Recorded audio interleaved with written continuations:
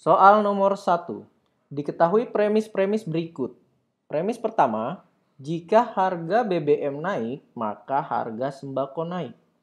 Premis kedua, jika harga sembako naik, maka tarif tol naik. Premis ketiga, tarif tol tidak naik. Kesimpulan yang sah dari ketiga premis di atas adalah A. Jika harga BBM naik, maka tarif tol naik. B. Jika harga sembako naik, maka tarif tol naik. C. Harga BBM naik. D. Harga BBM tidak naik. E. Harga sembako tidak naik. Untuk menjawab soal berikut, maka kita nyatakan dulu kalimat tadi ke dalam simbol matematika. Yaitu kita nyatakan sebagai P itu harga BBM naik. Harga BBM naik. Lalu Q kita nyatakan sebagai harga sembako naik.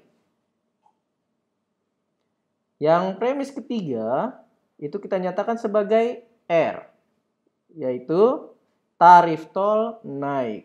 Tarif tol naik. Nah, ini kita nyatakan dalam simbol P, Q, R. Maka dari premis itu kita nyatakan dalam simbol matematika premis pertama bisa kita tulis menjadi jika P maka Q. P implikasi Q. Lalu premis kedua kita bisa tulis sebagai Q jika Q maka R. Q implikasi daripada R. Dan premis yang ketiga bisa kita nyatakan sebagai ingkaran daripada R. Yaitu ingkaran dari tarif tol naik. Yaitu tarif tol tidak naik. Maka dari ketiga premis tadi kita dapat menarik kesimpulan. Di dalam penarikan kesimpulan, kita mengenal yang namanya silogisme. Silogisme itu adalah penarikan kesimpulan bila premis pertamanya P maka Q dan premis keduanya Q maka R, maka kesimpulan yang bisa kita ambil adalah P maka R. Itu yang dalam penarikan kesimpulan kita sebut silogisme. Dari premis pertama dan kedua, P maka Q, dan Q maka R, P maka Q.